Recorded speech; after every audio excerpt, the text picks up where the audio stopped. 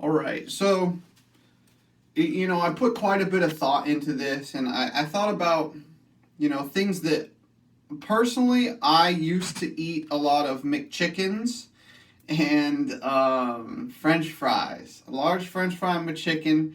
That's when you know that I am at my bottom. I used to throw a 40 in with that back in my younger days, right? So I'm 32 now. Um, but McChickens and French fries were kind of like my go-to worst type of foods. And what happened is I would end up in this cycle of that's what I'd spend my money on, which would cost like $12 or something to that effect just to buy that staple. But that would be all that I would eat. And it gets hard to get out of these weird ruts that we find ourselves in. And now the cliche thing to say as far as which foods are the healthy foods and which foods you should be eating.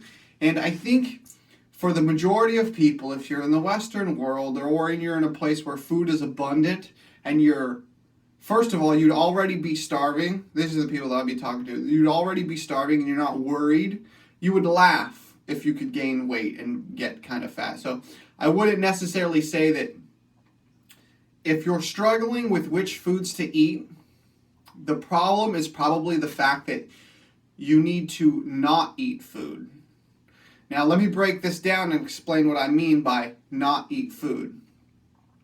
The problem of what foods to eat, in my experience, in my opinion, having been 60 pounds heavier than I currently am, I've been up as high as 240 and as low as 170. And I'm 5'10". So my experience has been the fact that you have to break the tongue. The tongue is the number one problem, and this is kind of what I've dubbed is called breaking the tongue, which is the stronghold that the tongue has on the brain and the mind. See, a lot of people don't realize is a highly processed food has a thing called a flavor enhancer, and we all have heard of it. It's called MSG, monosodium glutamate or whatever, essentially. And you can purchase this at your local sometimes they're like Chinese markets or Chinese grocery stores. You can find bags of this. It's like a crystal looking thing. I mean, it looks like crack. You can put it on your tongue and it gives you this weird starchy type of a feel. But essentially what a flavor enhancer does, and this is why we go for a whole food and stay away from the processed foods. Now you got to learn to use seasonings. You got to learn to cook. Cook at home so you can learn to use seasonings. It's not rocket science. It can actually be a form of therapy, of release, of slowing down, self-love. I'm learning this stuff. Plan on throwing food away. So learn to cook in small batches for experimentation. Okay, but monosodium glutamate, when you put these hyper-palatable foods on your tongue, like Doritos and Cheetos and all things like that, Twinkies, McChickens, French fries that are seed oils, potatoes with seed oils fried, which you don't want seed oils, okay? But so it's not to worry about so much what to eat in answering this question. It's how do I not eat, okay? And that's what we have to change.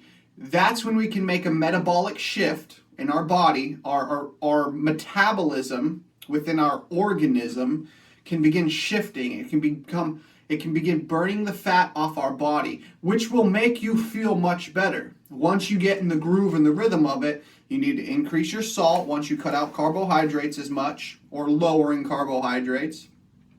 You need to increase your salt, and you should be getting some sodium and potassium, or some magnesium and potassium. The quickest and most bioavailable way is going to be vegetables. Now, I use steamer bags, peas, green beans, Brussels sprouts. You can get the steamer bags that even have a little bit of flavor sauce in them. Snip it, throw it in the microwave 4 minutes, take it out.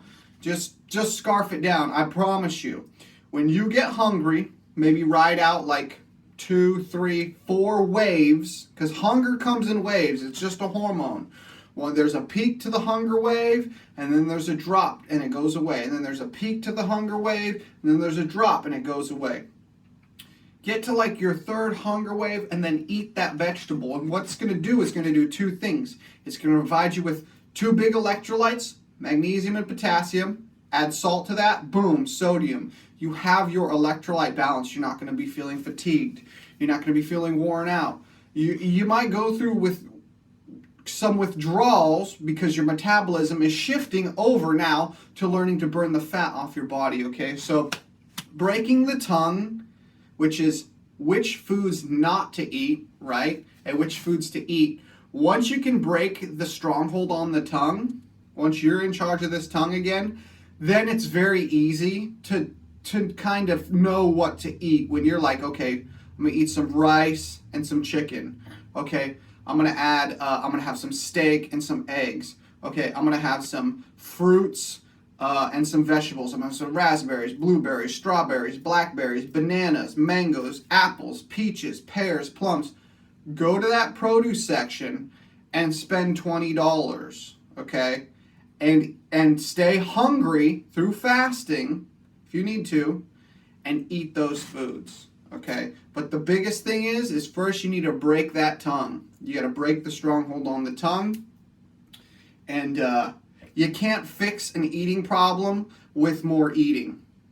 You fix an eating problem and what to eat with not eating, taking a break, stopping. You can never feel hungry if you've always been full.